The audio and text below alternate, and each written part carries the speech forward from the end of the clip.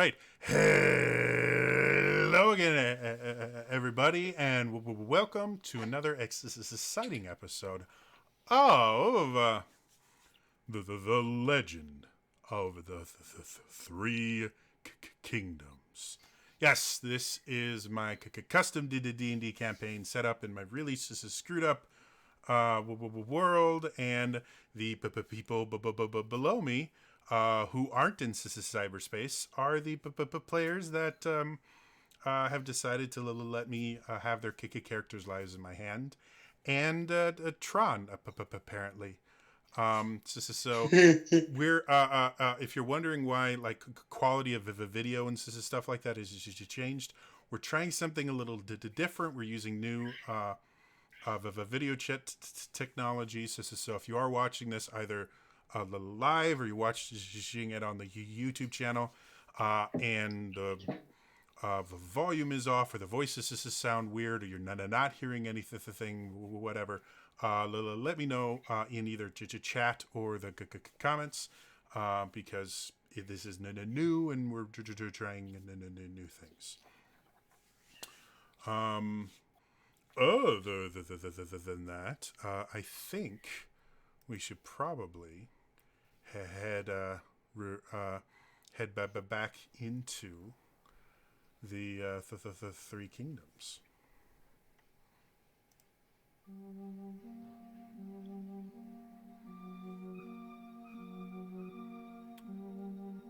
Recently, the past of one of the characters is coming back to haunt the entire party. Vala has discovered that a female vampire has taken a special interest in her and knows things about her past she shouldn't know. And as for some odd reason has decided to make it personal and has sworn or is threatened to attack Vala and all of her friends. After unfortunately meeting this vampire in the wild and being attacked by her illusion magic,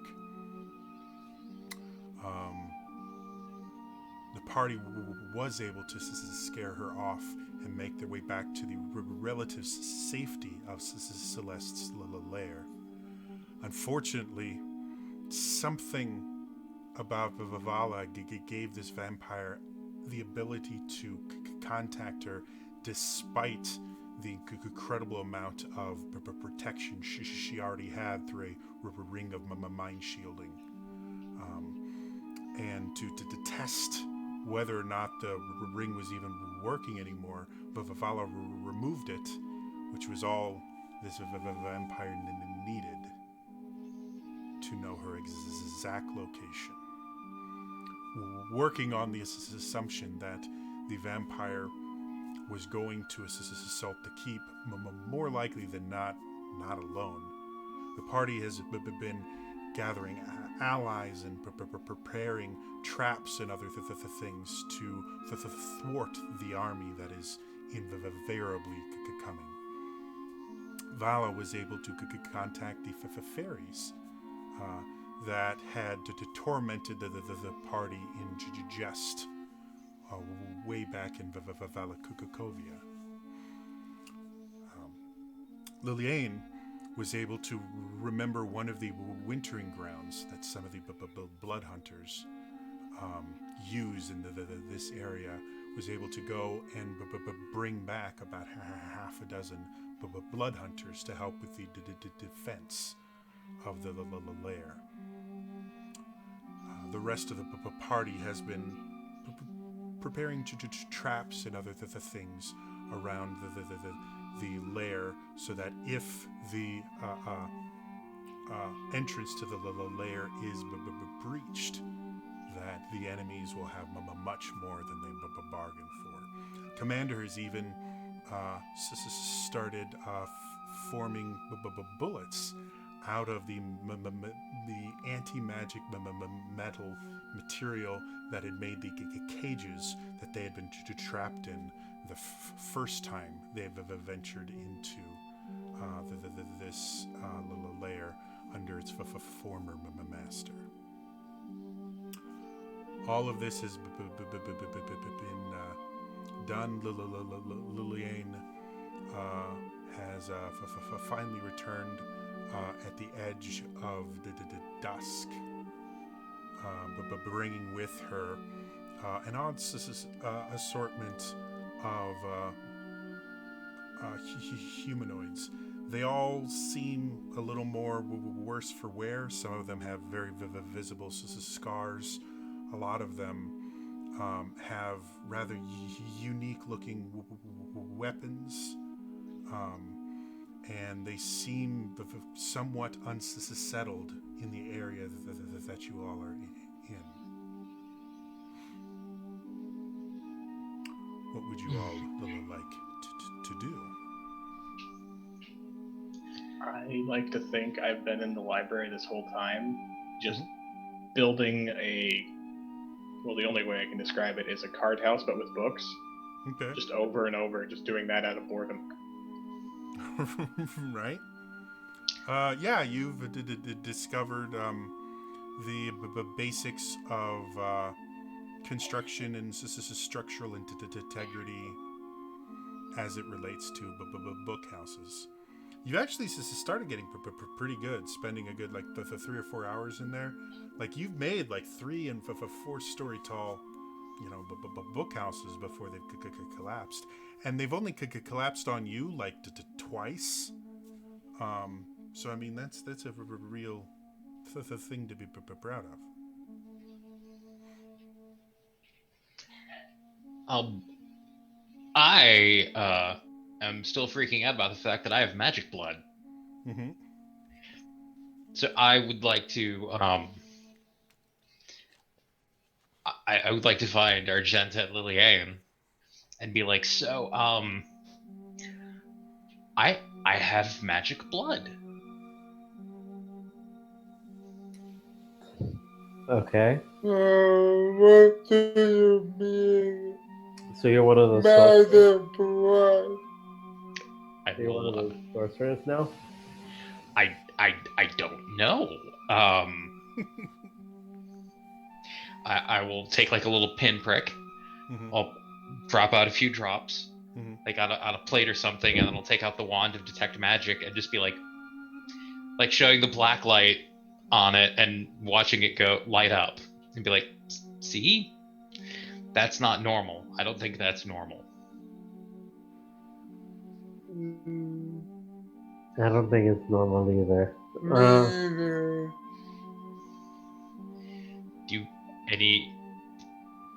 You guys have any idea why that could be? I mean,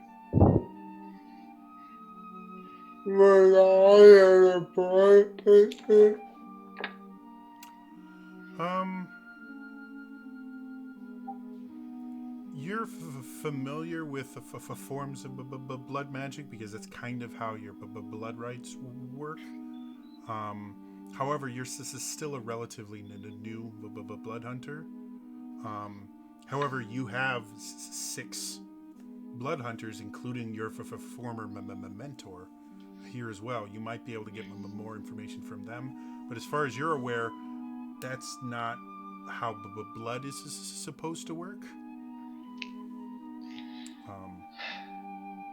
Yeah, even when you cast your blood maledicts, it doesn't leave the creature's blood magical. It just controls it for a set amount of time. I mean, I focus. My knowledge is mostly on the undead, with a focus on vampires, and this is tangential at best. I don't know what I can tell you. Alright, I'm gonna go seek out Celeste then. Yeah, I can. You're comfortable with it. I wasn't born see the boy from the here. I am more than willing to go talk to anyone at this point. I am kind of like really freaking out. Like,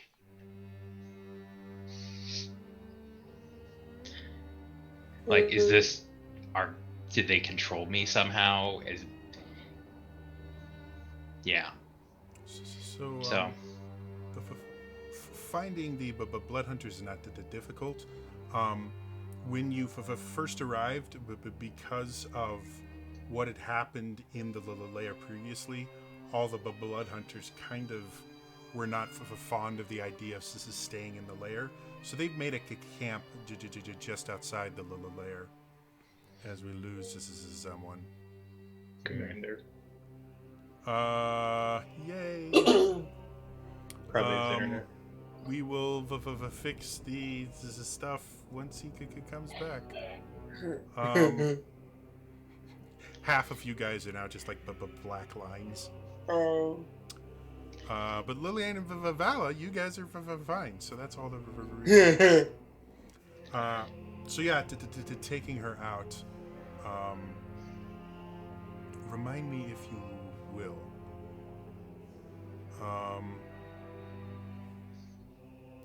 Did I give you names for any of them, or? I'm a really good DM. I write down the notes.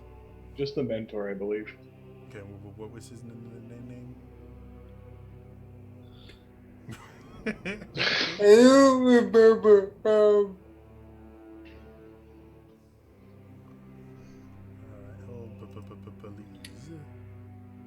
I mean, I give you the name that I had in my backstory, but that was different than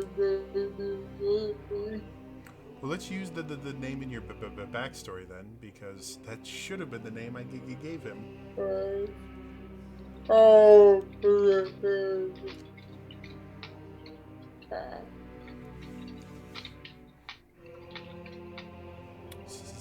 Sileg. So yeah, you because of your familiarity with him, you immediately go to Sileg and kind of explain the situation. As he kind of you explain it, he brings over one of the female blood hunters. She has really dark black hair. She's so dark it seems almost darker than black, and it's hard to actually see the detail of the individual's strands, almost as if it just draws the light into it. On her hip, she carries a very strange looking dagger, and has the throwing knives and a bandolier across her chest.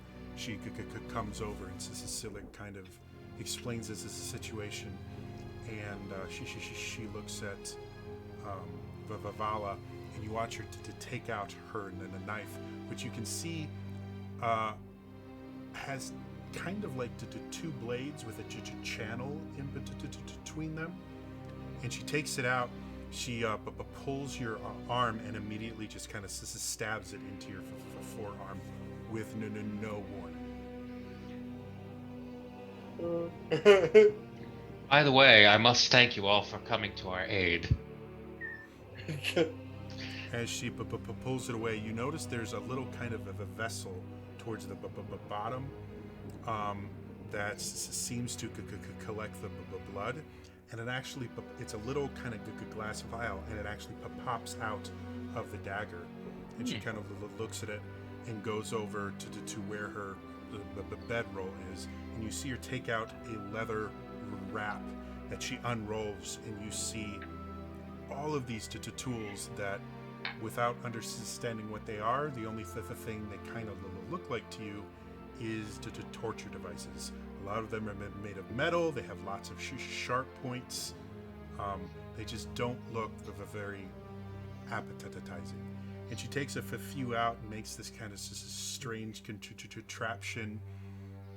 You see her take a flint and tinder out and light a very small fire underneath it, and she pours this small amount of blood on there, which sizzles and starts smoking. But the smoke itself is this bright, vibrant purple. And you see her kind of look at it and poke it with a few things, and most of the stuff she does just seems very strange. But she eventually comes back, and she looks at you and just kind of grabs your face and kind of looks in your eyes. And as she's looking more things, she's like, "Open your mouth." And she kind of goes in there. She takes one of the little pokey things she has and kind of uses it to press your tongue down. Looks around. She pokes a few of your teeth like a dentist. Well, she doesn't look like a little lich.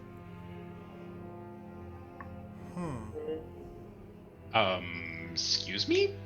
What now? Well,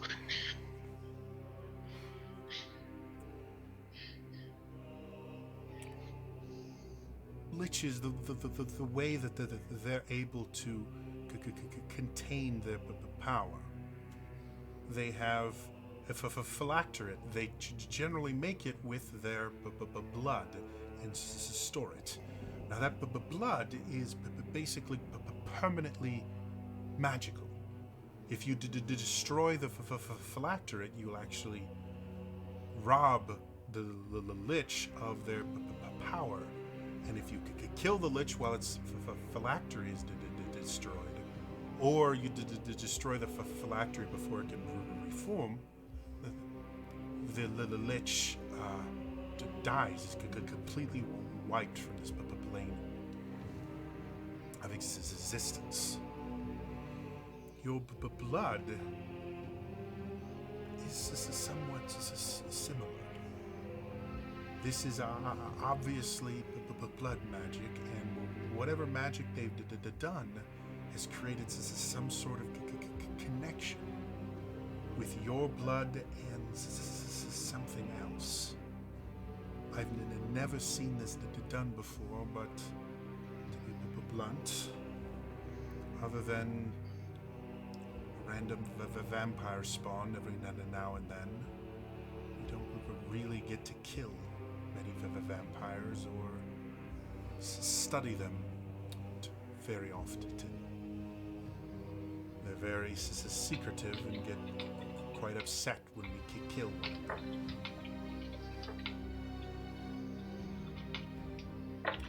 Are you Go Are ahead. you sorry? Are you suggesting I might be a vampire?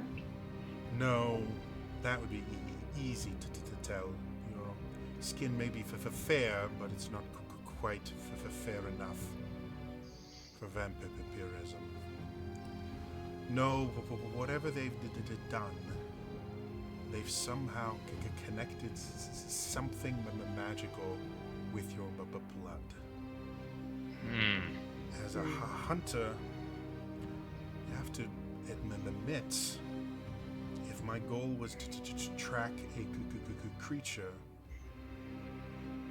in a way that they could not find nor remove from themselves, this would be a very effective way. Your very blood exudes magical energy.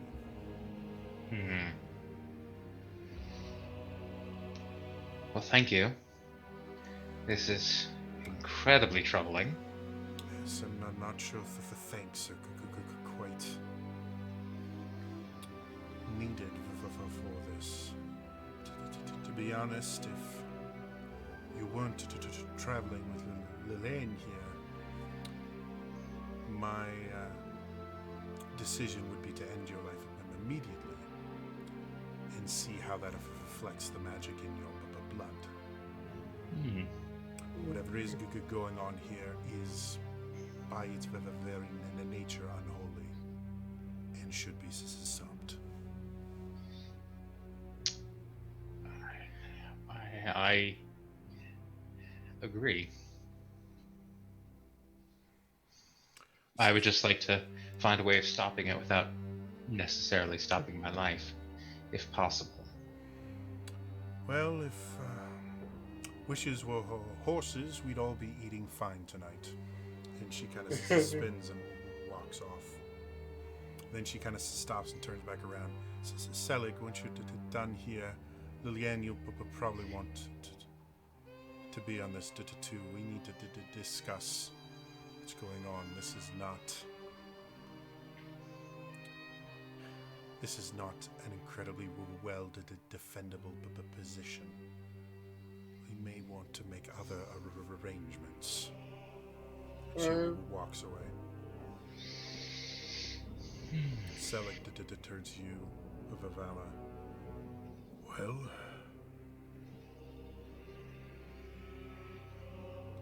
this just became a lot more complicated. You're telling me. However, if we've got a beacon for them, and we know they're going to go directly to it, well, maybe we can use that to make them go exactly where we want them to do. I have always enjoyed being bait. You may want to talk to someone about that. It's not healthy. I turn. You have a moment. We need to speak with you. And he kind of nods at you, and he goes back over to the rest of the blood hunters. I will turn to Liliane and say, I understand now where you get your sense of humor.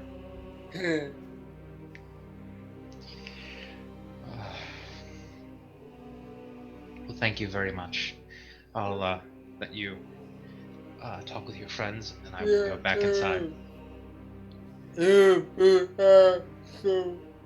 now that we know that we have so much what going on, maybe Celeste can help you try and find that solution. Yes.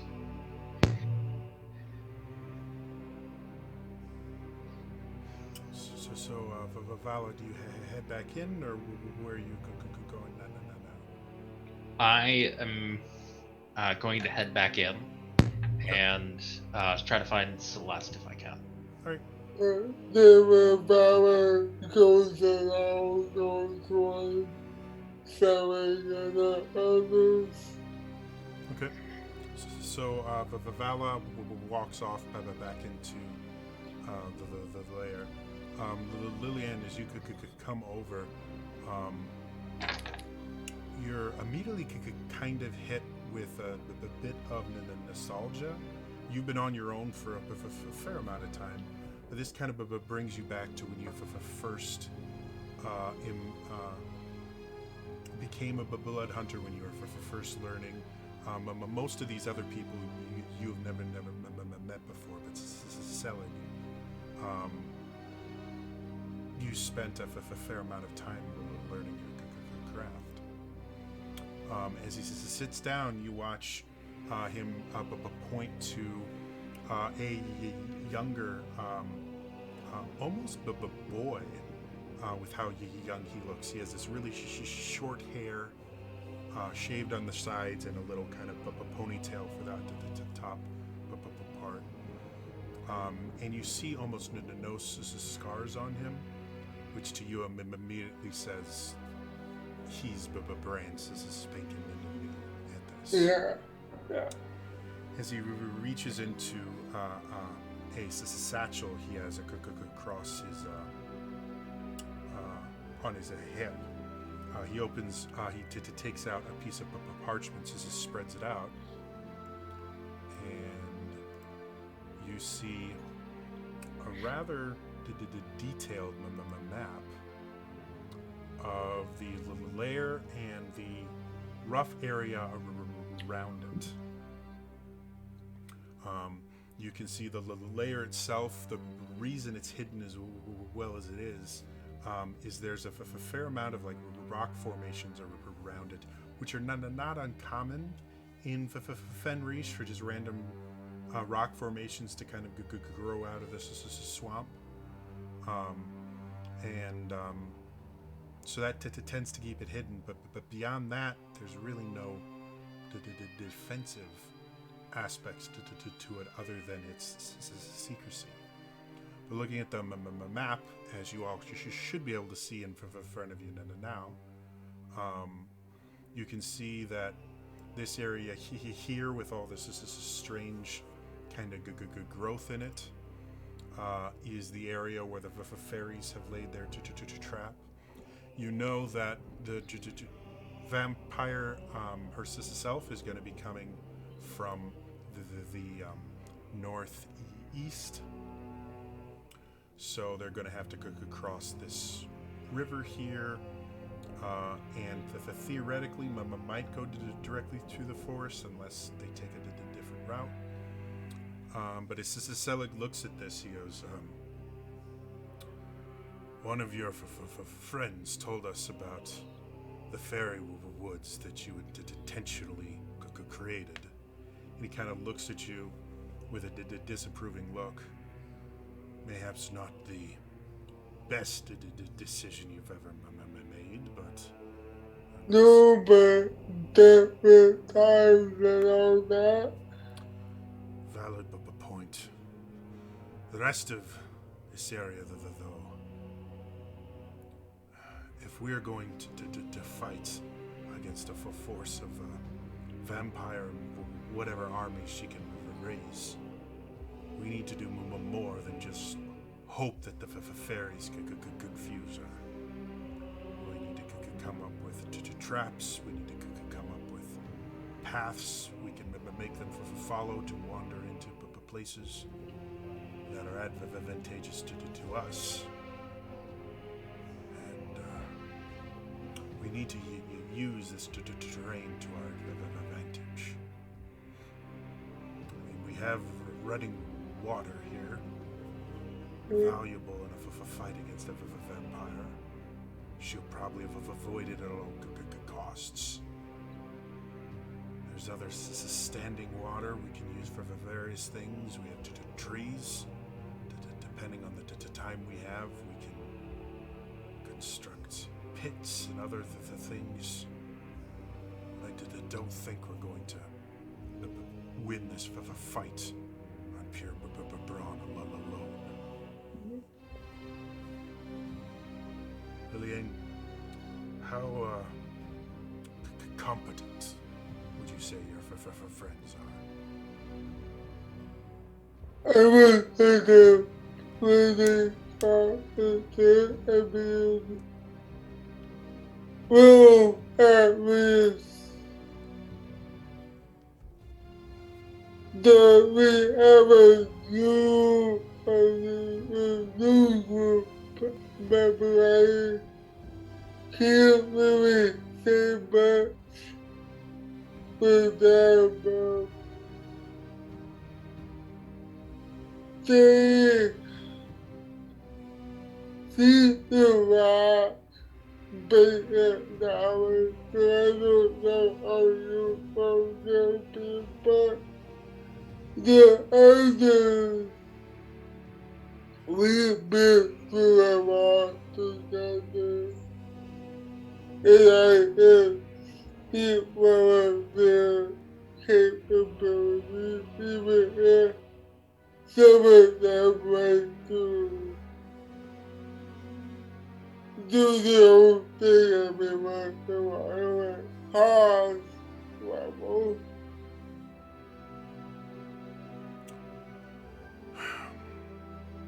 Okay then. He turns to the young man that had pulled out the map. Samuel, to Talia. He talks to the woman that had done the blood stuff. Go out and find out where this army is. We need to know what their numbers are and how long we have. Do it quickly and quietly. The rest of us, it's late. We'll bed down to tonight. We can talk to your friends in the morning.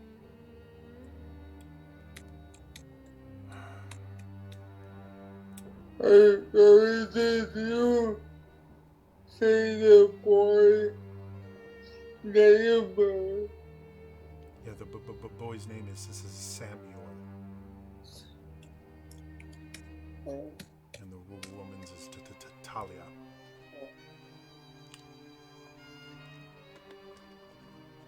With that, he kind of just grunts and starts fixing his bedroll.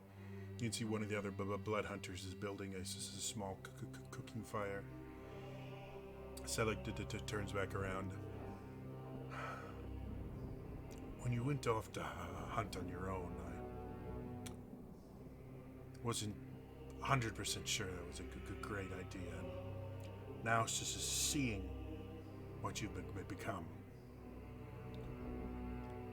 I'm really just starting to lean into that not a great idea. Get some rest. You do. And he goes back to getting food and the things like that. Vala, as you come in, actually, while all of this is happening, Commander, what have you been doing? I was curious as to how long it took me to build those bullets from the bars. It was like, am I still doing that at this point, or is that enough? I'm done. I'd just say, but by this point, you've finished your work for the day. So,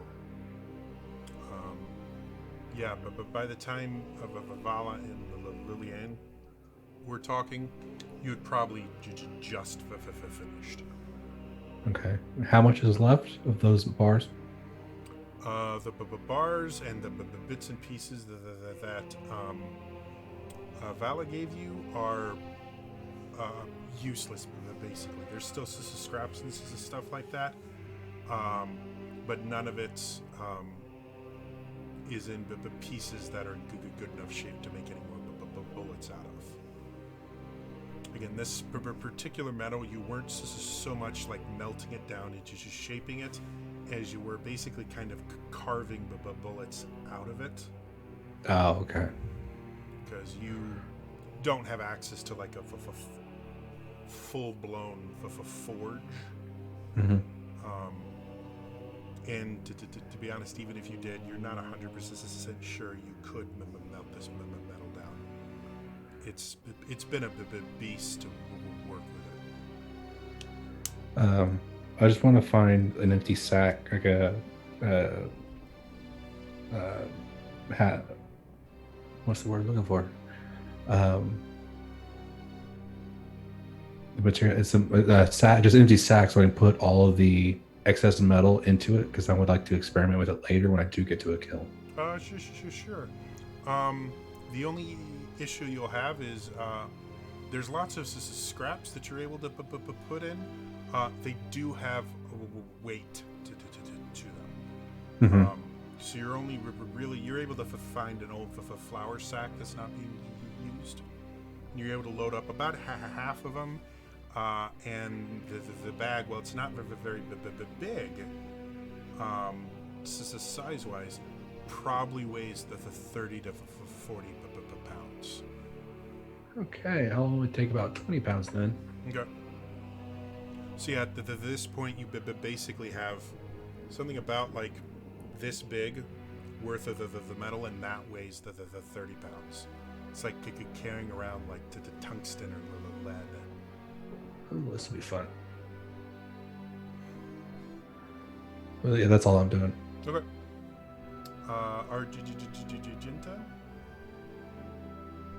I was making that log trap that entire time while we were waiting for the blood hunters to get back. That was what I was doing. So yeah, at the end of that, you would have finished basically when just after the blood hunters got there. So from the point that Vivala and Lillian and you, I think, spoke, you could do other things if you wanted. Yeah, the only thing that I would do is I'd keep working on that set of armor that I said I'd work on for Lilian, so just maintaining that. Okay. So Vivala, as you could come in, you can see the lair itself is kind of busy. The few creatures left that are still living here are kind of running around with purpose. You even see Satin kind of barking orders every so often and then running off to doing other things. You have no difficulty getting to the throne room where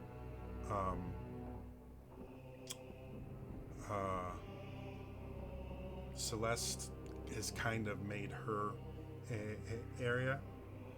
As you get in there, you see her on these stairs in front of the throne, just kind of sitting there with her eyes closed, her hands kind of folded in front of her, obviously meditating or something. I will kind of slowly approach and see if she notices me or if she's just very deep in thought. Okay. Do you do anything to get her to notice you, or you just kind of walk up to her? I'll shuffle my feet a little bit. Okay. So she's sitting there. You see her expression change, and it becomes pained at one point, then more calm, and kind of quizzical. And she hasn't noticed you. You've been waiting about for 5 minutes, and she hasn't seemed to notice you yet. Is Satin still by, or was she? Satin's not in the room with you. She's elsewhere in the lair doing things. I'll kind of clear my throat a little bit. You see her she kind of looks in your direction without opening her eyes. And you see her her entire body stiffens for a moment. And then you see kind of like a wave of relaxation go over her. She opens her eyes. Yes? I'm sorry, if this is a bad time, I can come back later. No, I am. What may I do for you? So I will. I have well, I don't know where to begin. I'll pull out my warlock symbol. Okay. My warlock focus would be like, I don't know where I got this from.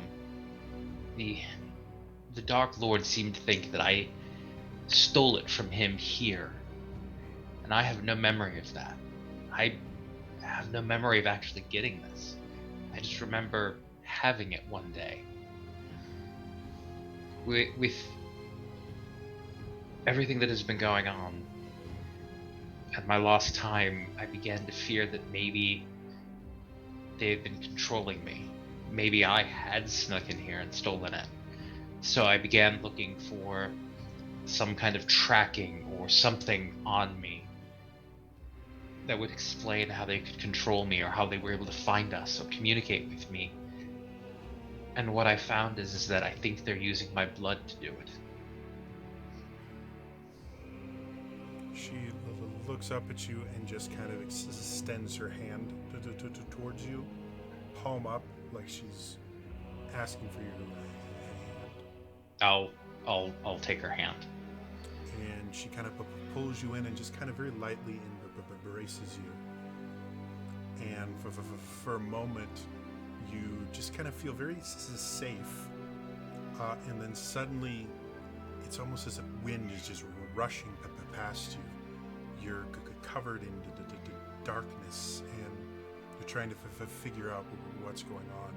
Suddenly, you see this tiny pinprick of light, then another, and another, and then another, and soon your vision is just filled with these itty bitty pinpoints of light, some of them bigger than others, and the darkness starts to fade to a deep indigo. And as you look more and more, these pinpricks of light look familiar, and you realize it's the sky over one of the many villages and small towns where you had put up shop for periods of time before your vigilante the title made it too dangerous for you to stay. As you look around more, you feel something hard and a little bit cold in your hand. You feel your knees kind of aching a bit, and then your thighs aching a little bit. And as you just sit there, you realize you're perched on top of a roof.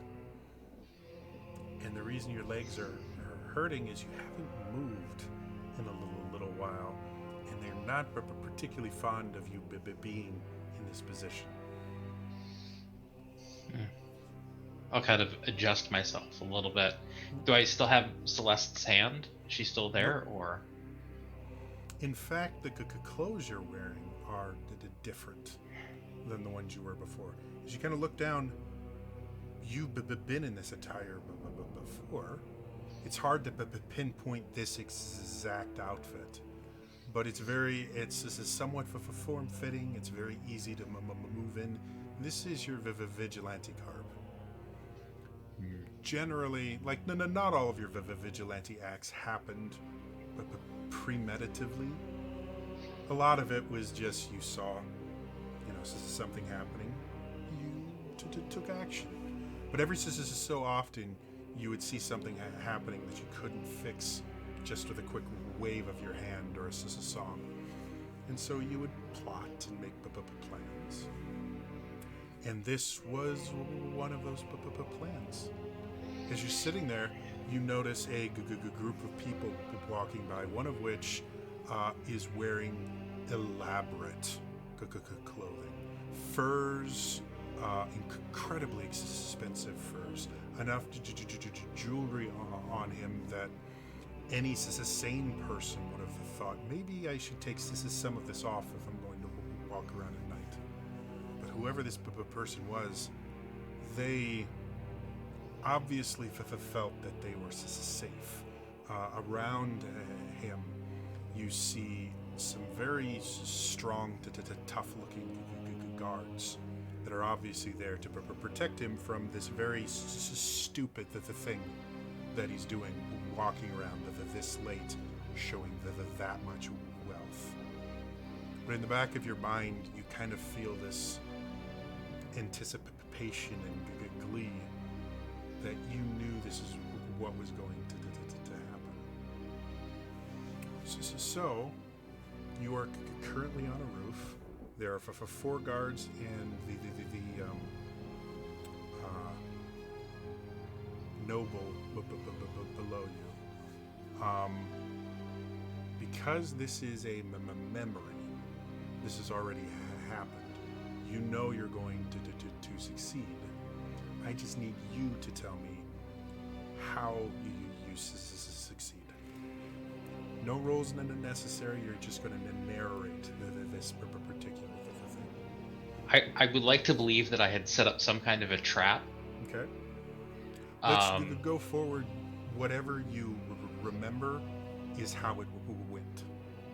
Okay. So, whatever you want, tell me how this is a story unfolds. So I will follow them along the rooftops. Okay. Right, keeping an eye on them, and then I will recognize an alleyway that I had some accomplices stored in. Okay. And they will start making some noise to distract 2 of the guards off to go find out what's going on. As that happens, I will, kind of leap down pull out my sword, attack the 2 remaining guards, take them out. He'll cry out.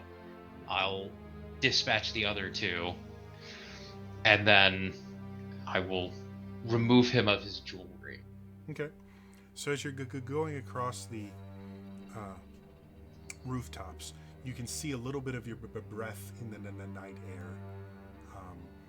Memories are flooding back. It's close to the fall, not to the point where you expect just to snow anywhere, but it's in the night. The temperatures dropped.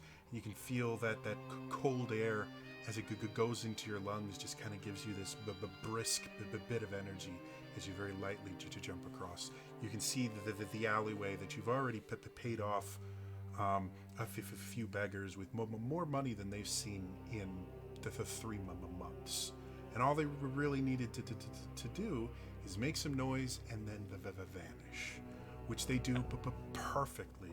You hear a bit of a fight break out. You hear some breaking glass. You hear blades being drawn, and 2 of the guards go off as they draw their own blades to look. You instantly know that this is your moment. As you drop from the roof, your rapier is already out, and you land on one of them as you kind of impale through their collarbone into their heart and lung, pulling it out in one quick thing.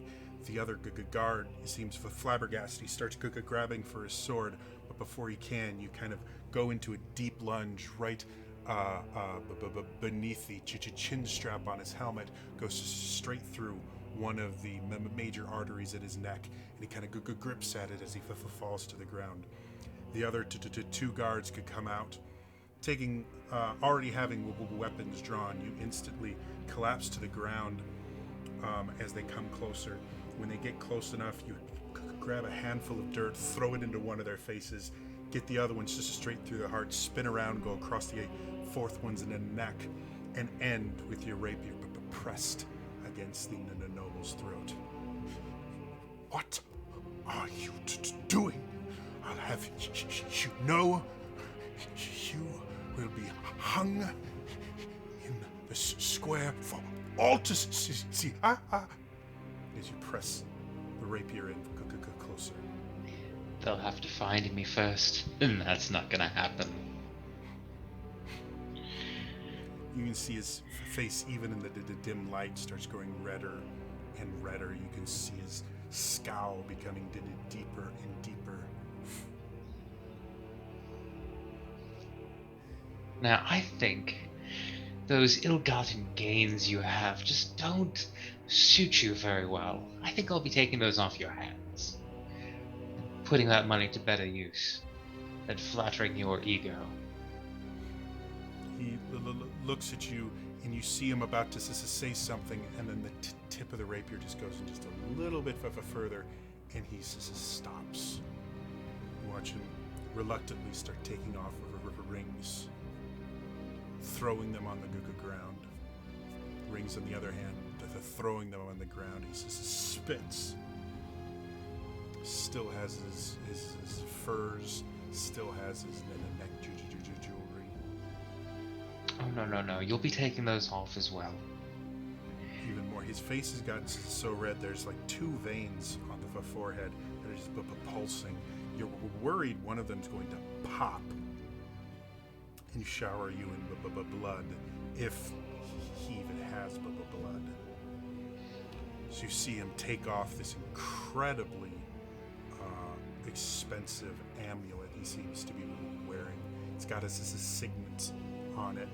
Tosses that on the ground. He unclips his very heavy, expensive fur coat and robes, throws them on the ground, and he's just standing there in a relatively thin doublet and the pants, and you can see him just starting to shiver.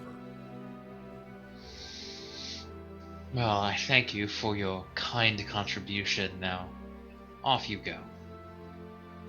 You will pay for this, vigilante. I will find you. I swear it. Better than you have tried and failed. And thank you for your contribution. And he kind of runs off. You notice the ground he was standing on seems slightly damp. As he goes away, I'll use the flat of my sword to whip him on the ass. Ah! And he goes off. I will quickly gather up all of the things, put them into a bag, and then... You start to kind of gather everything, and you have your escape planned out meticulously. You go down one alley, then another.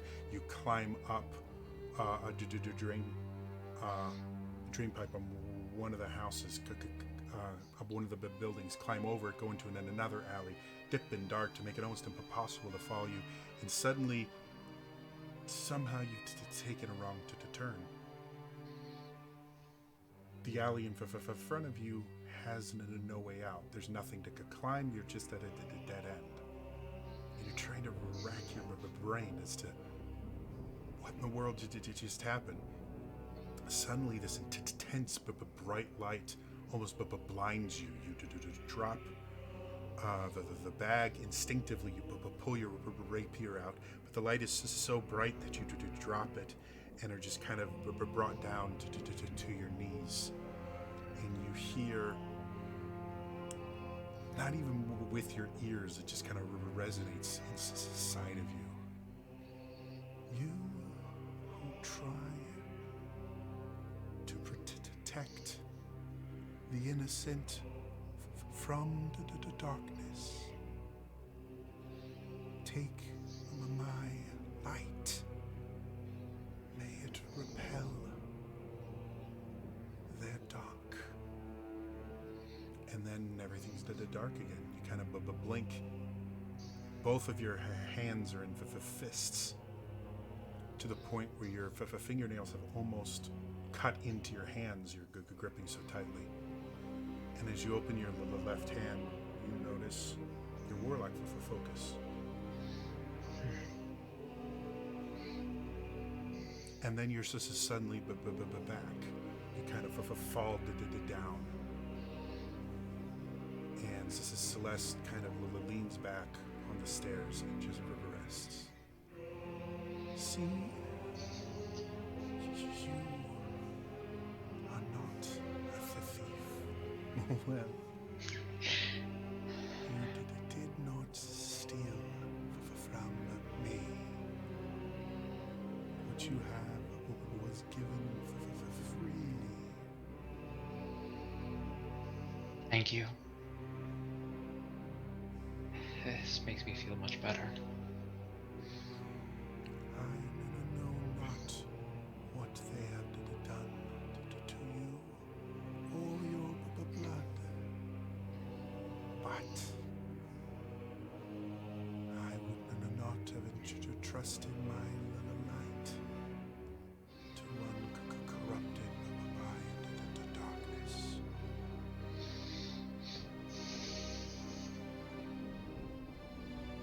That makes me feel much better. Thank you.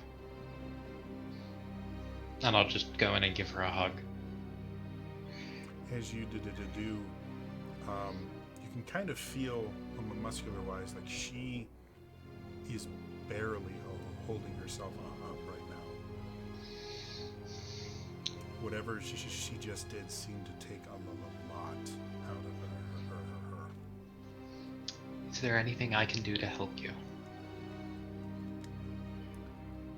No, just protect the gift I gave you.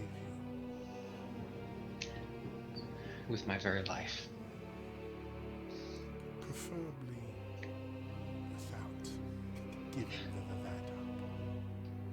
She kind of giggles at her own joke. And goes, I must rest. Of course. I'm sorry. I'll leave you to it.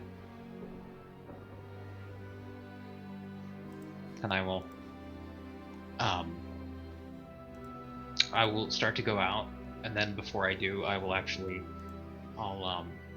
kind of pull out my loot a little bit and start playing a soft song of rest to help guide her back to where she needs to be. Okay. So while that is happening, is there anything else you guys want to do before you go to bed? No, I like to think I've passed out just in a pile of books. Then I would go see what progress of that making with the armor. Sure. Argenta, go ahead and roll me a let's just call it a dexterity check. All right.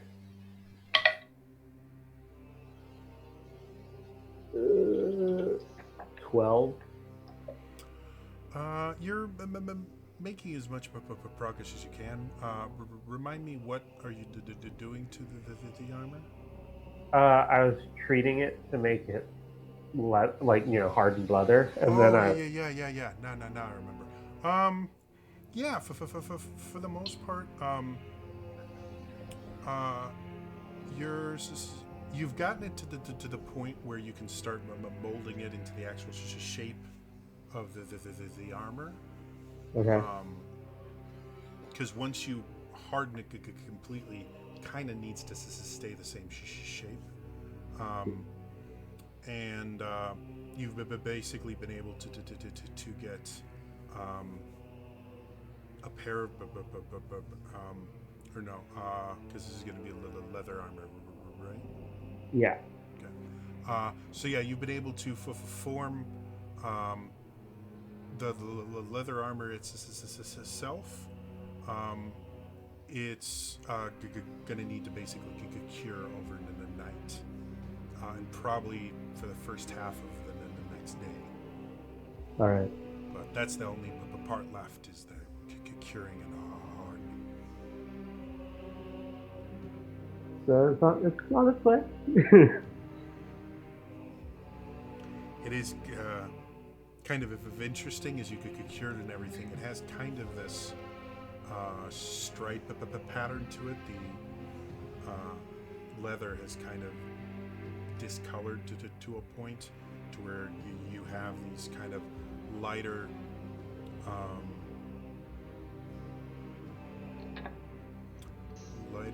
kind of green stripes, while the rest of the skin of this creature has this kind of like purplish color to it. That's interesting. You'll stand out. Yeah. It's the dinosaur armor. I mean, you guys fought Barney and won.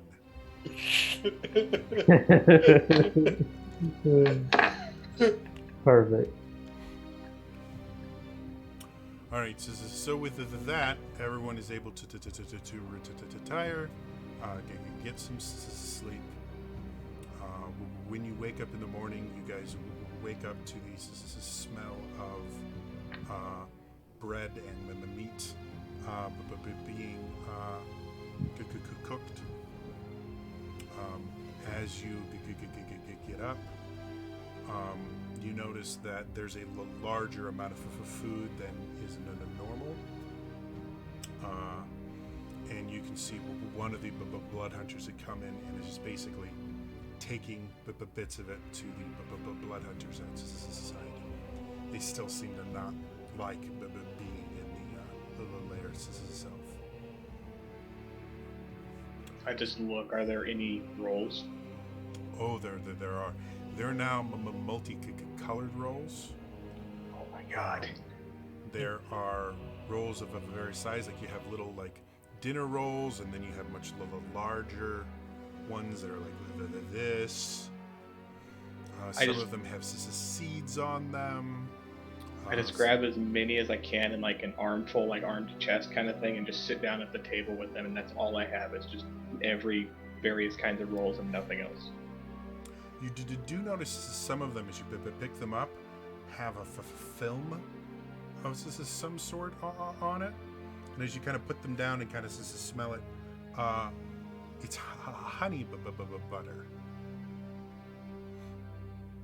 So now your chest and arms have melted butter and honey on them as well. And I just begin eating nothing but rolls. Carb loading. As we're all eating, I'm gonna kind of inform everybody about the. Apparently, they have bugged my blood and can track me wherever they want to. Why are there insects in your blood? It's a figure of speech. But this could mean that I could be really good bait. Sounds very good. We just need to find a good trap. And I kind of have an idea. Go on. I assume there's an armory in this place. And now there is, but back when the Dark Lord was here, he didn't really like arming his troops. So the armory itself is kind of found weapons and stuff like that. There's not a ton there. Okay.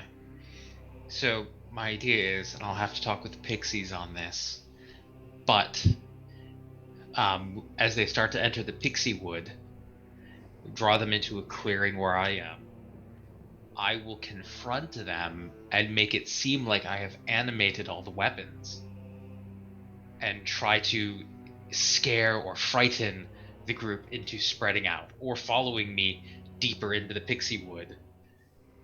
And then I can disappear or try to lead them through the pixie wood, and let the pixies do what they do best and try to thin out their numbers somewhat. I mean, I would go with you. I can get places fast. I think the idea of an ambush is so that we can end them as much as we can. That would just divert them to you and put you in great danger. Sorry, Also, do we really expect a full-blown vampire to be fooled by simple things like that? I don't know. I mean, I am a pretty powerful magic user. They might be confused into thinking I can animate objects. Plus, if the pixies are really good at playing tricks, we know this firsthand.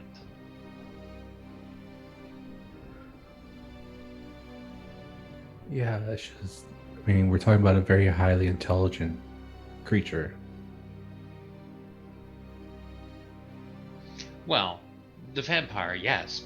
Not all of the soldiers. Well, who's in control of the soldiers? Well,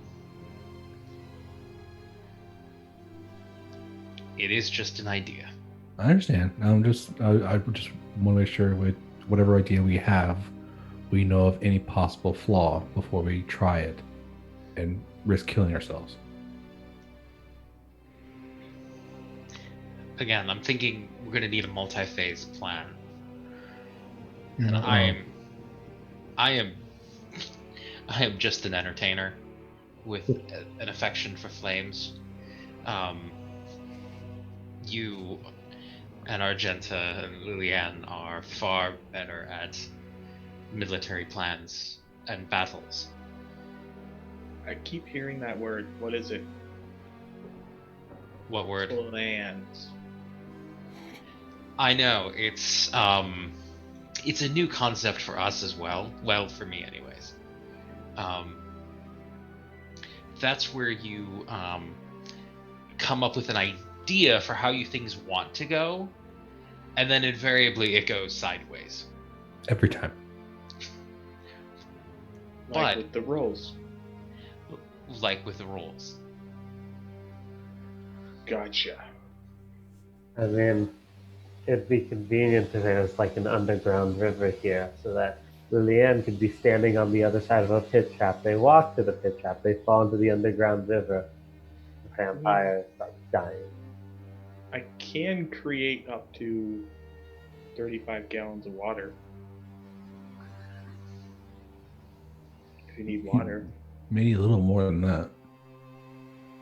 As you Wow. say that, Commander, you see one of the blood hunters could come back in, goes directly to Lillian. Lillian, this is scouts are back. If you and your friends want to come out, we can discuss what they've found. Alright. Yeah. That's fast. I take a plate and there's just like rolls and like stacks of ham on it as we're going out. Well, maybe whatever. We'll find out for the will cover up the timing and we'll figure out the plan. And I start to head out. Okay. I follow just with rolls. I follow with my plate. I follow as well. I don't take any food with me, which seems Same. odd, but I'm a rebel. As you guys all get out there, they've created kind of a makeshift war room kind of thing. They have an area on the ground that's dry that they've laid the map out of the local area, and they have a larger map of Fenrish. You can see them talking. Selig sees you come over and quickly enough, get over here. Start walking up and taking the honey butter that was on my chest and just start rubbing the other rolls on it and eating the rolls.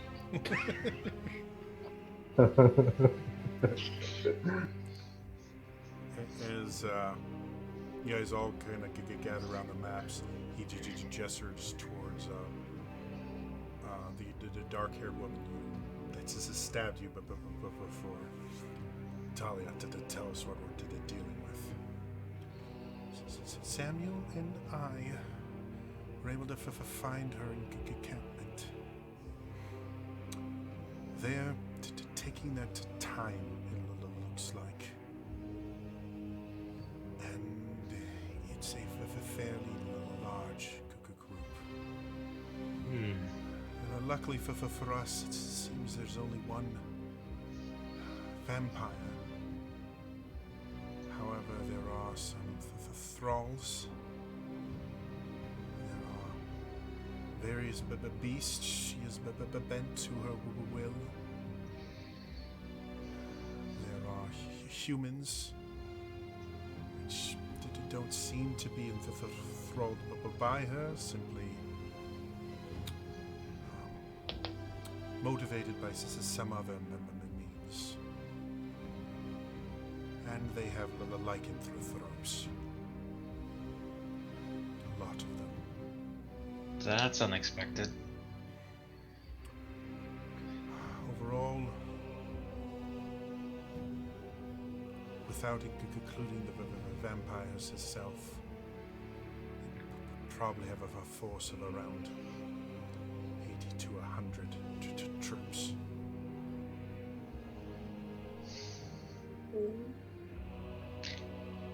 I really want to know what I did to piss her off this much.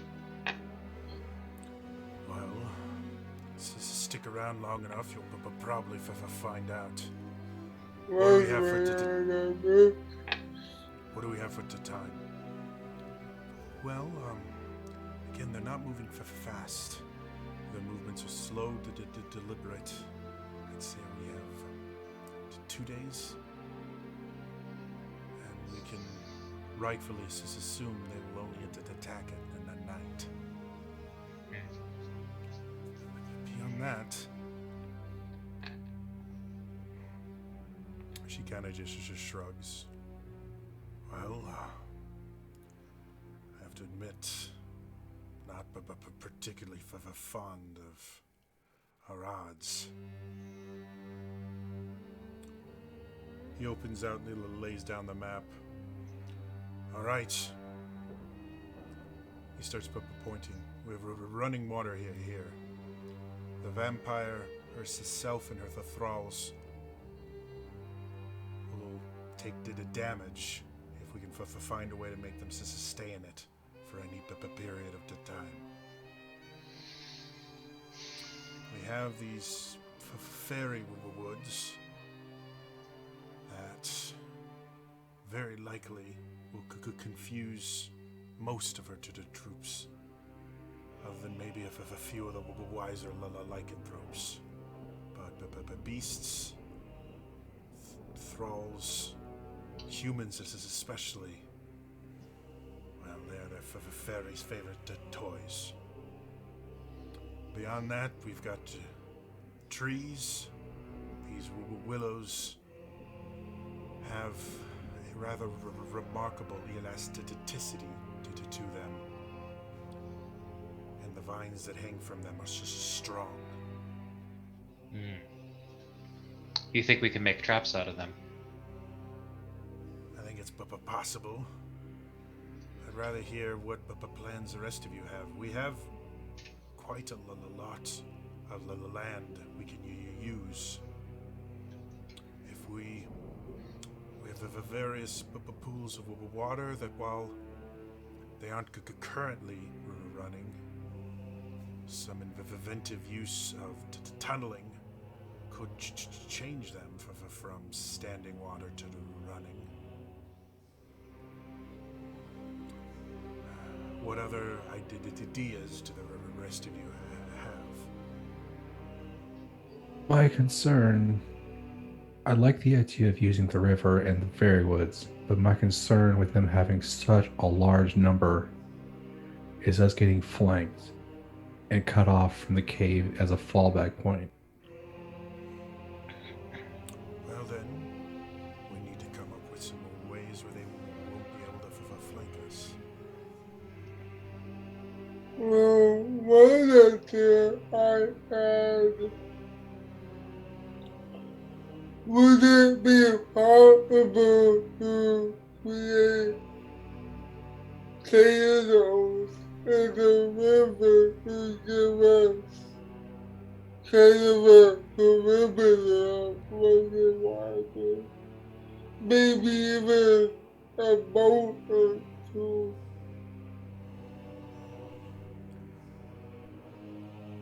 Redirecting a river is a little outside our ability with the time we have.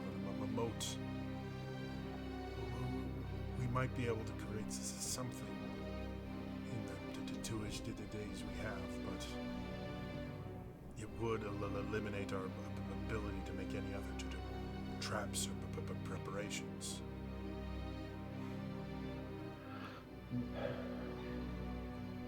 Do any of you have access to the daylight in any form, or light in general? I can create daylight.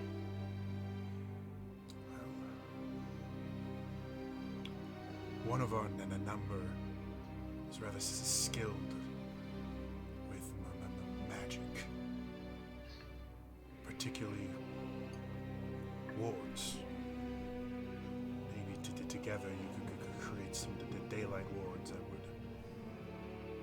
Magical daylight rarely has the effect of the natural sunlight, but it's bright enough and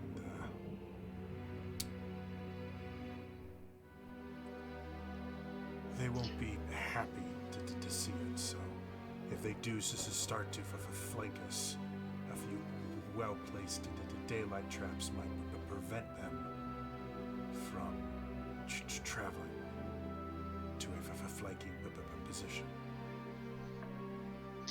We also have me. I can, as I've said before, I can be bait. We can kind of use me to lead them to where we want them to go.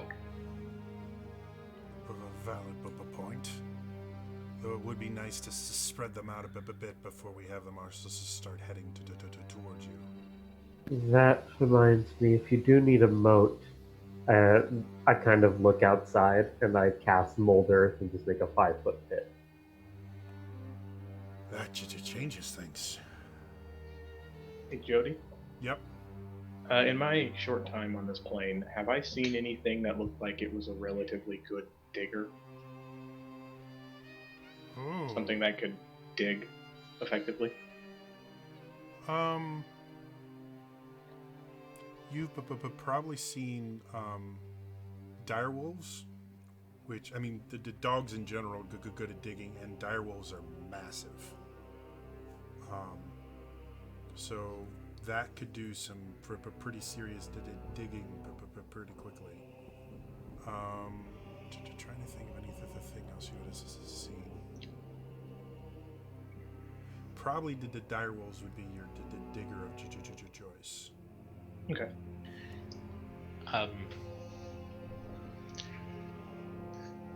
So I will ask the blood hunters, how much running water does it need to have in order to damage the vampires?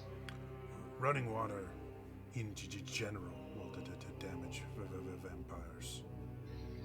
So one of the horrible, awful things we found out about the lair, it has these pipes running throughout it that were used for moving blood. We've gotten rid of that. The one issue with that being, we would need to let them into the lair. I like what you're thinking. I think as a backup plan. I'm just thinking. Just to thin the last of their numbers out. It's a good idea. I'm just Your thinking. Friend that can create water, that might be a perfect use for that. I'm just thinking the vampires are probably going to be the hardest ones to thin out, and will probably be the last ones we have to deal with. The vampires as a spawn are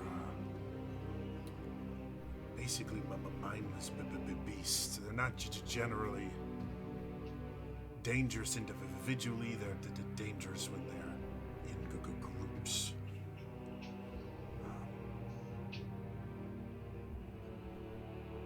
I like this idea. Any points at Argenta? Yeah. Do you think with your earth molding abilities, you could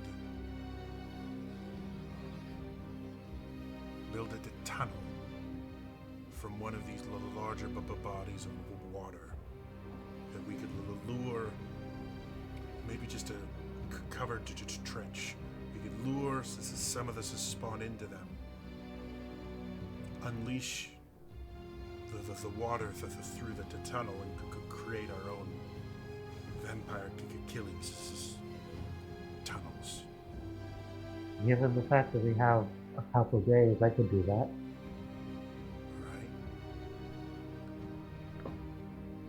You points at Vala. You can work with our residents as a spellcaster to set up wards to direct them to certain areas, like tunnels, and direct them away from certain areas, like us as a southern flank. How many daylight spells do you have in a day? I can cast.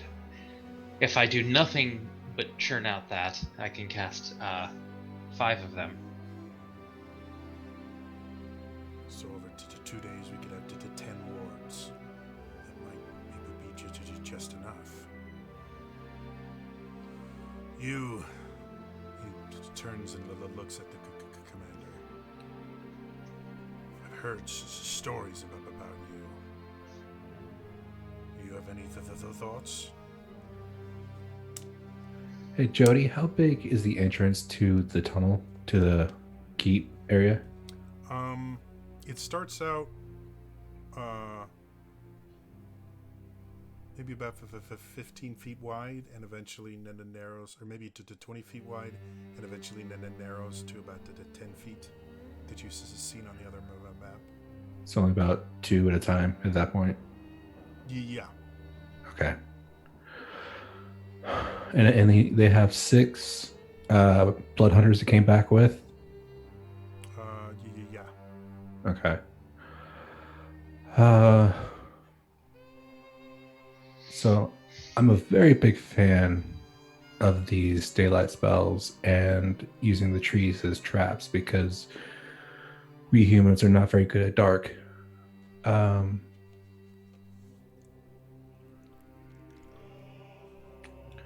Well, how about you go powder and buy out of me to remain some slow down, almost maybe like mine. That's an idea, huh? Fire kills lycanthropes almost as well as the silver does. We have a resident pyro. If we could set some traps. Commander. Oh, dear Lord.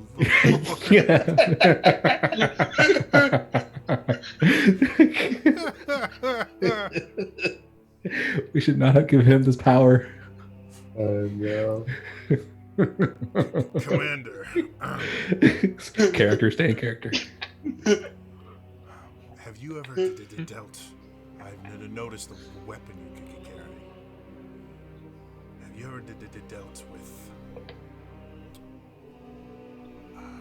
detonating the things from afar? Fuses, the like. Assuming I would have, but you know. Be familiar with the principle if you haven't done it personally. Okay. I am familiar. I have limited amounts. I don't know. What are you thinking? If we can set up some mines, basically, having them explode under pressure could be useful for a little bit. But being able to lure a large of a force into an area and have them all explode at once when we want them, that would be the most effective. Yeah. I'd like you to work on how we could set off these things from afar.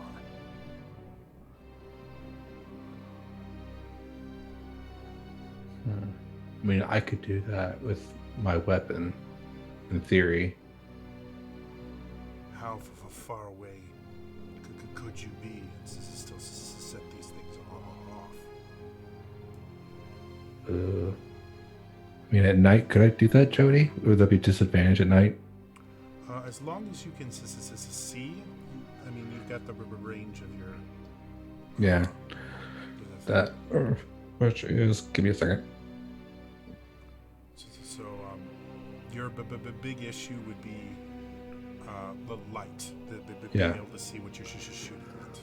Yeah. So, in theory, if I have enough light to see what I need to shoot, I can do it at 100 feet. Okay. Yeah, that would totally be doable. Yeah. So he goes back to the map. He goes, all right, we need to make the decisions. We have the river. We still need to figure out some way to slow them down in the river? Does anyone have any ideas? What would cause them to spend more time in the river? Oh, Try and freeze them in the water, and I just, where in a direction no one is, I just shoot cone of cold.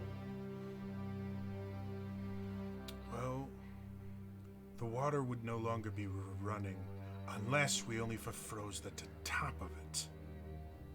Then the water below would be running, but the water above would be frozen. Because I think it's fun. I'll also cast Tidal Wave in that same direction. Because he said running water. or we just throw magic at it. Okay. He takes a step away from you.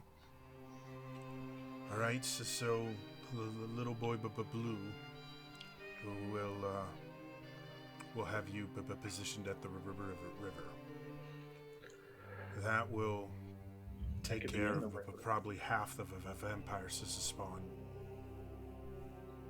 We still have humans, lycanthropes, and beasts. Do we know how wide and how deep this river is? Yeah. Yeah. The river itself is probably, depending on the area, is between 30 and 60 feet wide. Probably goes about 10, 15 feet deep. Oh, okay. It's not a massive river, but it's by no means small. So I was thinking if we can make it deeper, but if it's already 15 feet deep, then there's Yeah, no point doing that.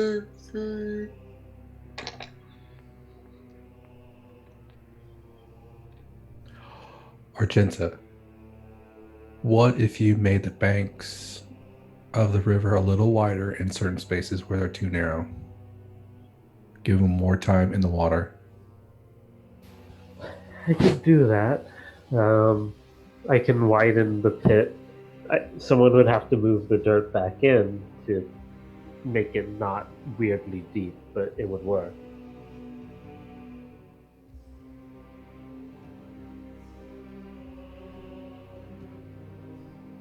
I mean, we could just use the daylight wards to funnel them in that direction.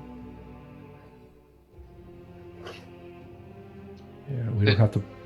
Go ahead. I was gonna say I could try to get them to monologue at that location. How deep was the river again? About 10 to 15 feet at its deepest. Okay. And I can just be in the water, chilling. We could also This is true. We could also try and install, because in certain situations where I've done mercenary work, to stop like a horse charge, you put up spiked walls. You could put spikes under the water, but near the edge, that when they go for it, they have to move around the spike. Slows them down.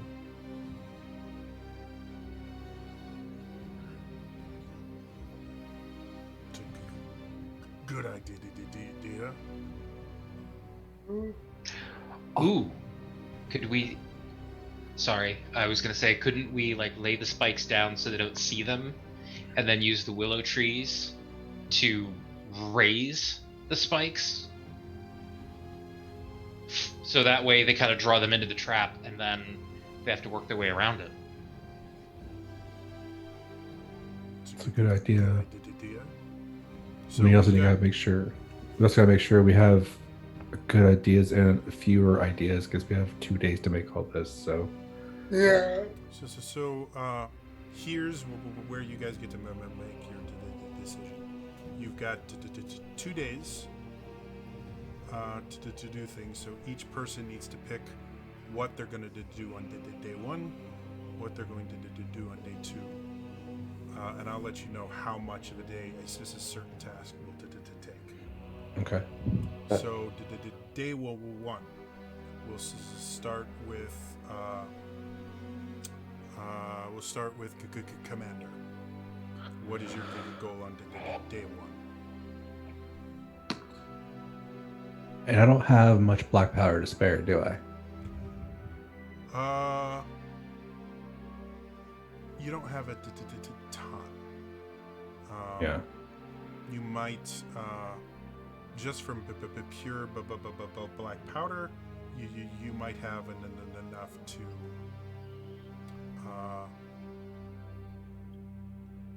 make like the 2 or 3 like pretty big explosions, or like maybe 6 to 10 smaller explosions. Okay. I'll go up to. Liliane mentioned using her alchemy to create things that explode. So. Oh, okay. Yeah, I figure we can add that. Yeah. About how much with Liliane's equipment added in would that create? Depending on what Liliane does for her days, you could. Oh, that's right. This is significant minefields. Let's say that. Okay. I'll go up to what's his name? I forgot his name already. Sorry. Selig? Yes. And sorry. I'll say I have enough explosives for 2 options on my end. We do 2 or 3 very large explosions to take out numbers, or we can do several smaller explosions to either delay them or funnel them somewhere.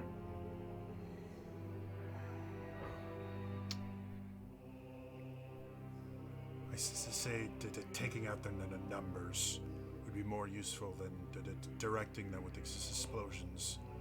Those will only really direct when they're running.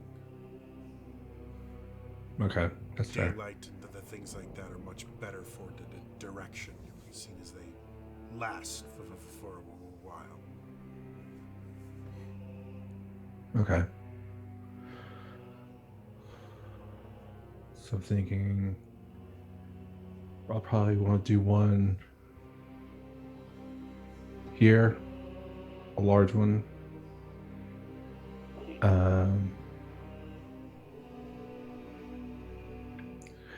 Do you think that there'd be much use for these inside this fairy forest, or would that be something that I shouldn't do? Roll me a history check. I was asking character, sorry. Oh, so sorry. In that case, Scylla goes,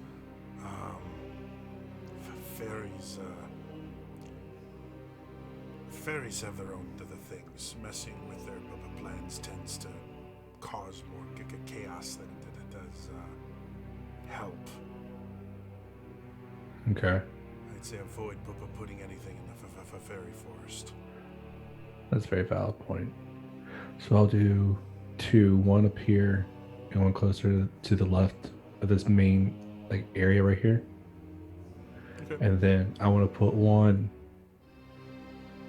for a just in case right around here when everyone's bottlenecking.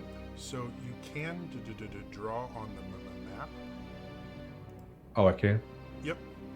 You should have like a paintbrush icon that you can use to actually use your mouse. So go ahead and mark the spots that you're going to put your explosives.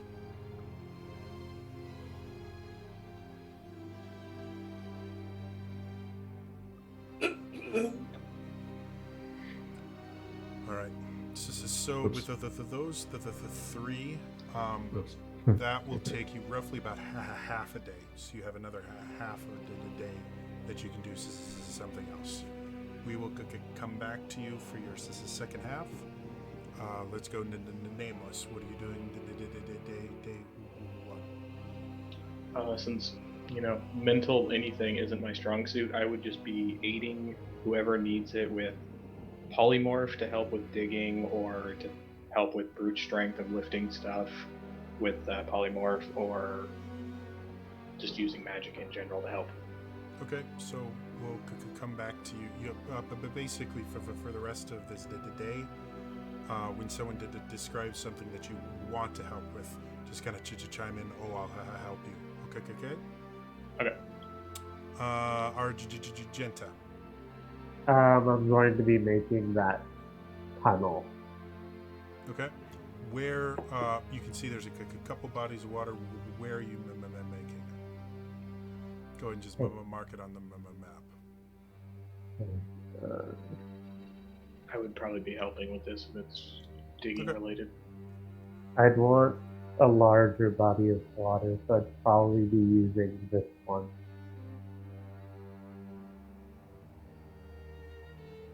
All right. So we'll have kind of a tunnel pit there.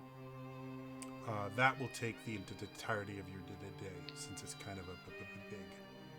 Okay. I can do 4 polymorphs, so we got 4 hours worth of digging, and I can twin spell it twice, so technically 6 polymorphs, I guess.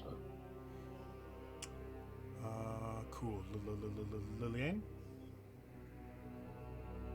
I'm going to be either helping to be the bigger or be the So what the commander is doing basically is just taking black powder, putting it together, and making bombs like that. So there's not a ton of effort, or it's dig a hole, fill it with black powder, put something that'll let him explode. So if you want to make your own, I guess, kind of maybe like pressurized oil or alchemist fire kind of stuff. Yeah, I'll do it after the final time. Okay. Creating enough to kind of create like a minefield or a burning field will take most of your first day, and then placing it would be half of your second day. Does that sound good? Yeah. All right. Vala did day 1. So I've done a little bit of math. Sorry. Technically, no technically I can only cast 2 daylight spells at a time. Okay. Because they're 3rd level, I thought they were 2nd level. Mm-hmm. But it's my warlock. So I think a warding spell takes an hour. So I could spend 2 hours creating, a third doing a short rest, get those spell slots back, do 2 more. The warding will be someone else will be doing the warding spell, and they will just be using your magic to do it. Okay. But I'm basically like I can do 2, and then I need to take an hour break, get spell slots back, do 2 more, take another hour break. So I think I could get 6 done in a day. Okay. FYI, with how magic works, the spells you know are the spells you know. So you have bard magic slots, and you have warlock magic slots. You can use bard magic in warlock's spell slots, and vice versa, to my knowledge.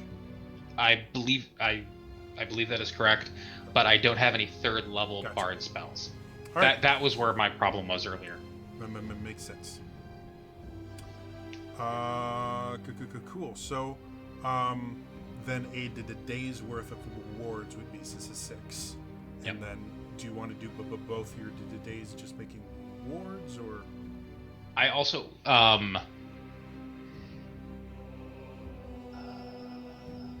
So let's just focus on day 1.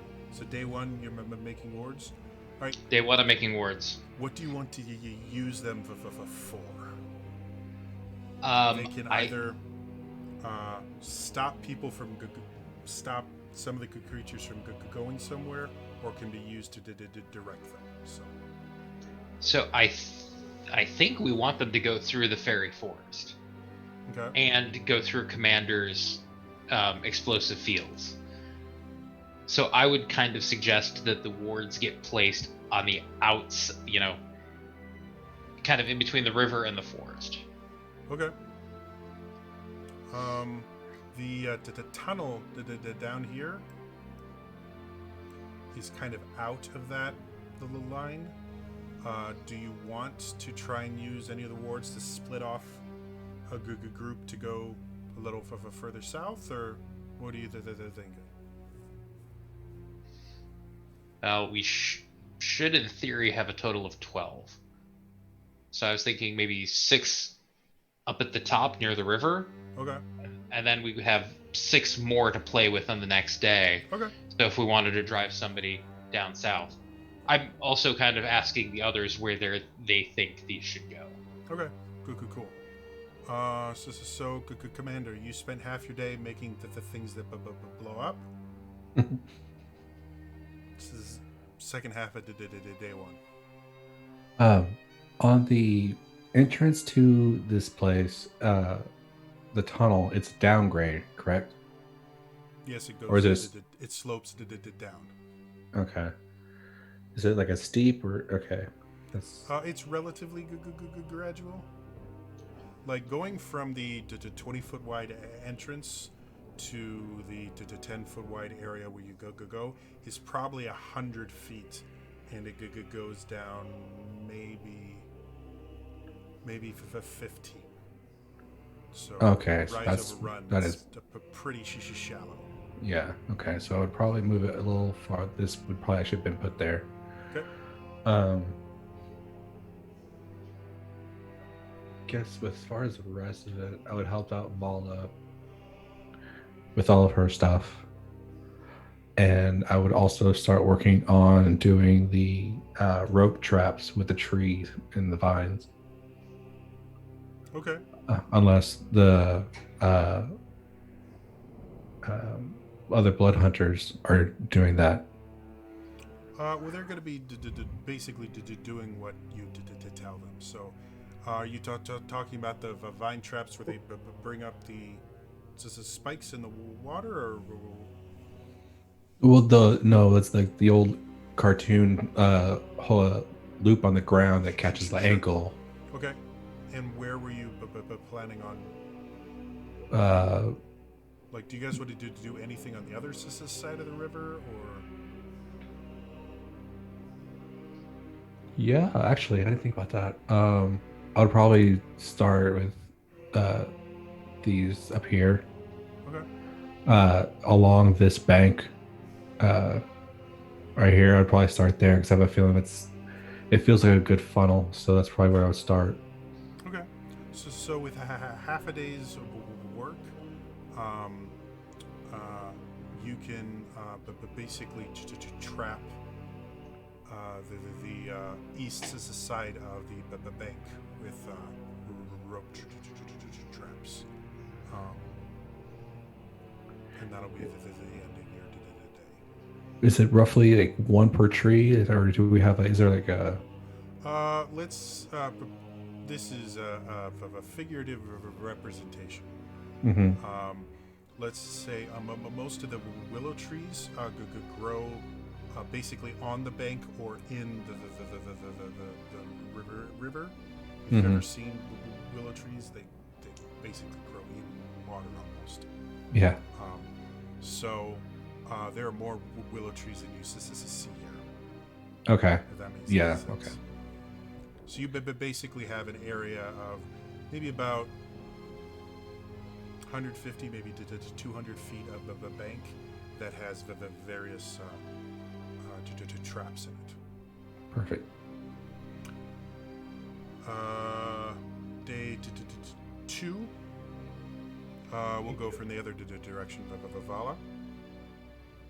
I am going to assist making those daylight wards again. Okay. I will also try to talk with the fairies to give them a heads up if we try to do the distraction route. Mm-hmm. I basically want to spend like an hour working out a little dance number with them. Okay.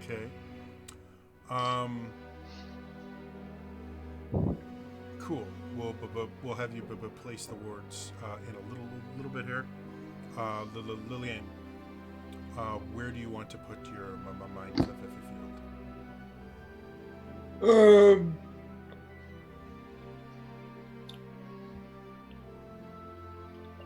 I was kind of thinking about you try and drive them toward, toward the commander. So sorry, I missed on the far side of the bank, or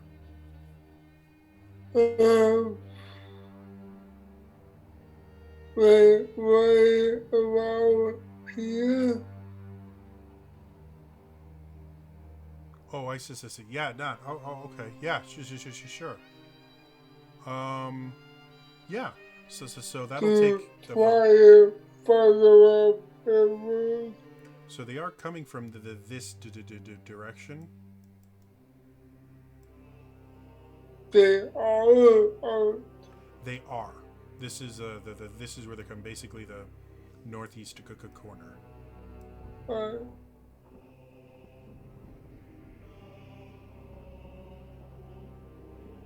So is that good for you? You like that location? Do you want to go somewhere else?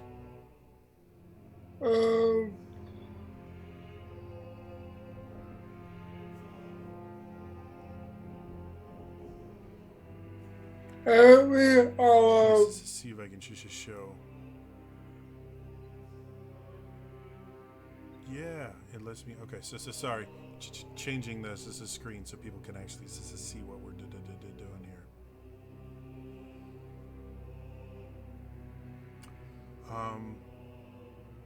Go ahead again.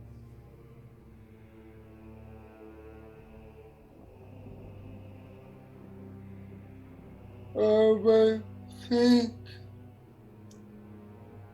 Remember, Vala has wards she can use to kind of direct them into your minefield if you want to place it somewhere else. And I'm sorry, what are the bright green of the wards? Those are the wards she's already placed. She's got a few more. If we don't want, that is a favorite field.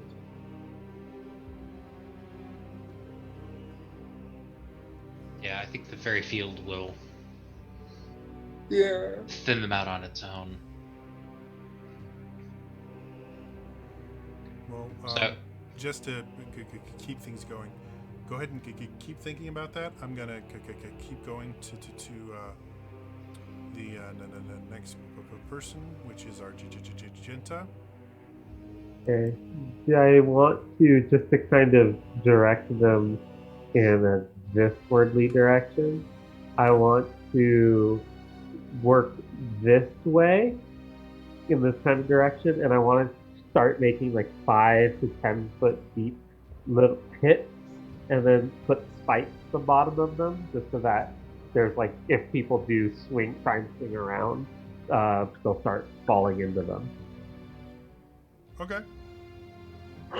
If you just want to draw just something, doesn't have to be accurate to location, just to kind of remind me that there are pits over there. I'll just draw circles.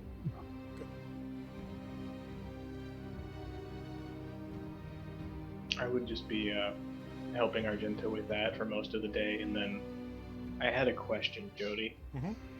How far would it be from this area right here to where we were digging the tunnels in terms of feet? That's a fantastic question. Mainly wondering, could Dimension Door cover that distance? Because I don't know if this is like the... How far can the Dimension Door go? 500 feet. Let's call it around 500 feet. Okay. Because then after I'm done helping Argenta, I would be in this area underwater, preferably like under the roots of a willow tree, so I'm camouflaged since I can breathe underwater, and just be on standby for distracting them. And then if I, need to, I could vamp out. Okay. Cool. Got that. Commander, your day to stuff.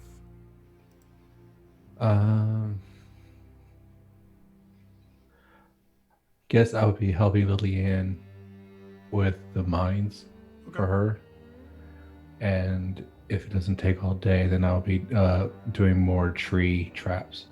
Okay. So Lillian, if you kind of picked where you want to go.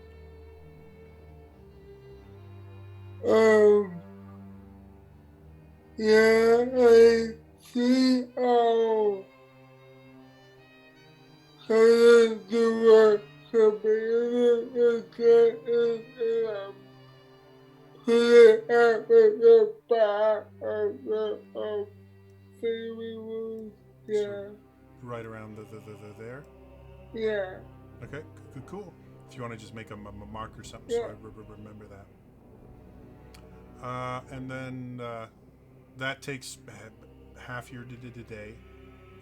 Commander is going to go off and make more traps. Did you have anything you wanted to do for this? Is the second half of your day? Lillian?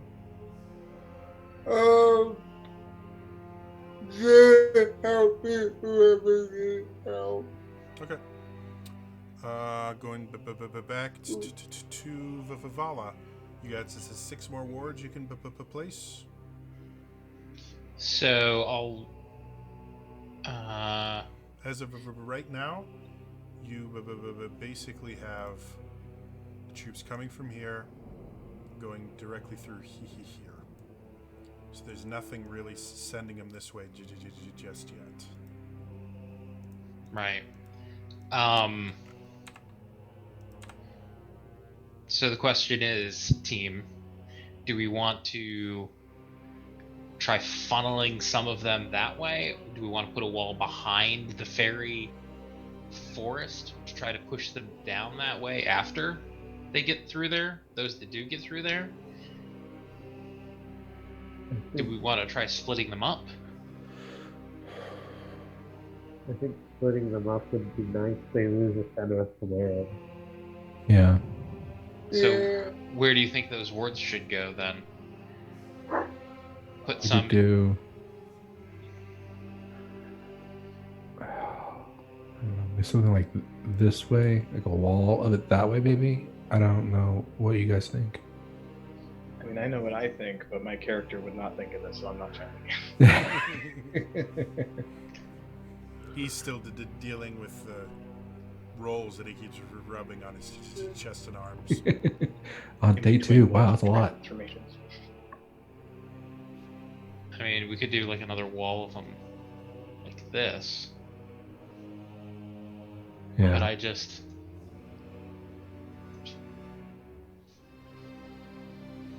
Yeah, or do we want to cover the far north more? Oops, I don't want that one.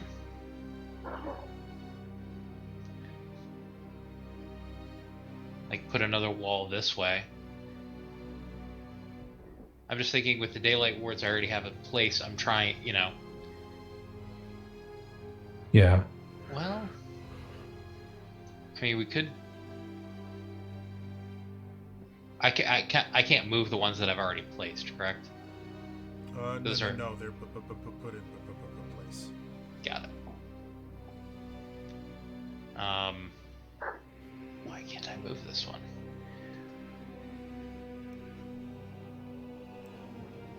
No, there it goes. I can move it.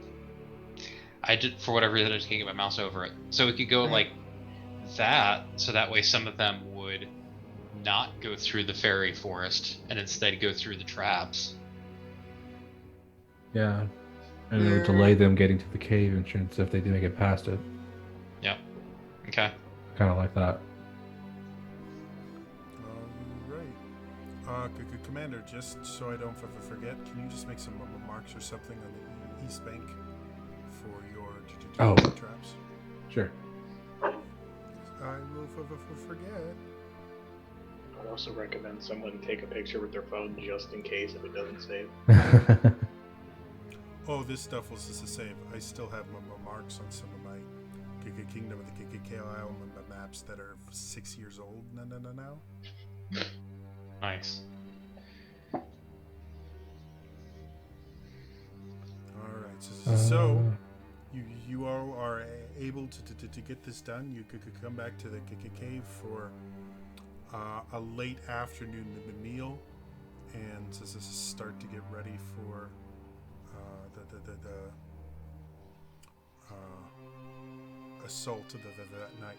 You guys will have enough time to have a single long rest, but before all the troops show up. And that is where we are going to end it for tonight.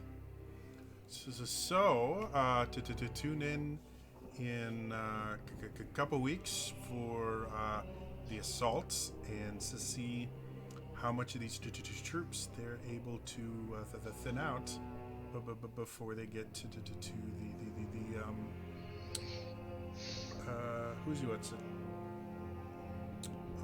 the lair.